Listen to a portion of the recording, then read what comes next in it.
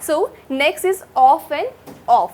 Of means belongings or part of whole, and of means detachment at a short distance. For example, the horse rider fell dash the horse.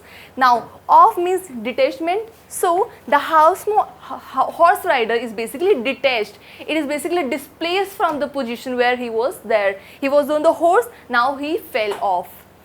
Don't pluck flowers dash the plant. Now again it is talking that do not displace the flower from the plant. So here the meaning is basically the detachment. So we'll use the preposition of.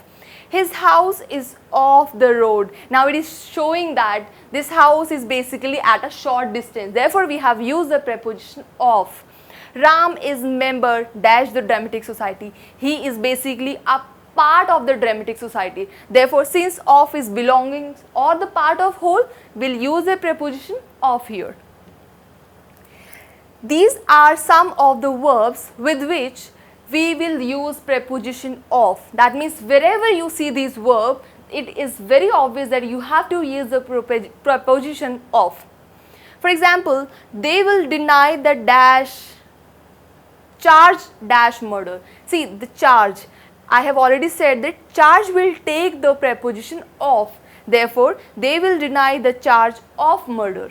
Next, the people in Nepal were deprived dash their home. Now they are deprived, and with deprived we use the preposition of. Therefore the people in the Nepal were deprived of their homes.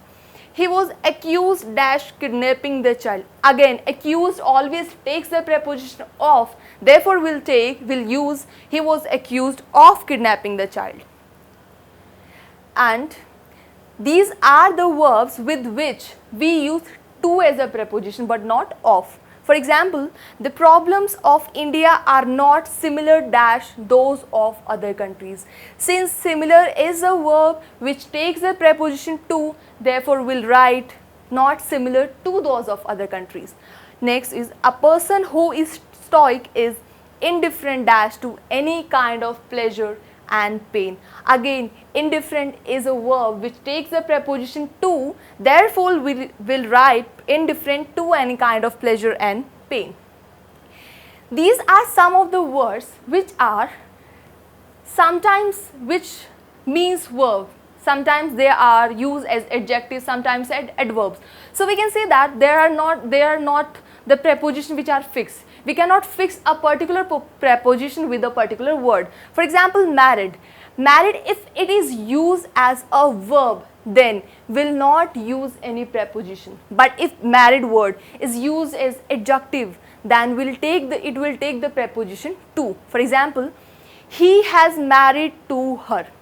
See, he is subject, has is helping verb, married is verb, her is object. Since married is verb, and we already know that when married is used as verb, it do not take any preposition, therefore we will remove the preposition to from here. He was married to her. Again this is the same sentence, but right now here verb is was, and if was is the verb, that means married is adjective, and as we have already discussed that when married is used as adjective, it will take the preposition to, therefore here to preposition is correct. So we cannot say that married is a word which either takes to or not. No, that depends if married is used as a verb or as a adjective. Next is the word suffer. Here if suffer means to bear, then will not use any preposition with suffer. And if here suffer means ailments or some kind of disease, then it will take the preposition from. And if suffer means one's action, then it will take the preposition for. So again we can say that we cannot fix a particular preposition with the word suffer. It depends on the meaning now. For example, they will dash great loss. Now here the great loss, it is talking about the bearing. They will bear great loss, and thus when it means to bear, then it will not take any prepositions. So therefore we are not using any prepositions here. They will suffer for their mistakes. Now see, mistakes, they are suffering for mistakes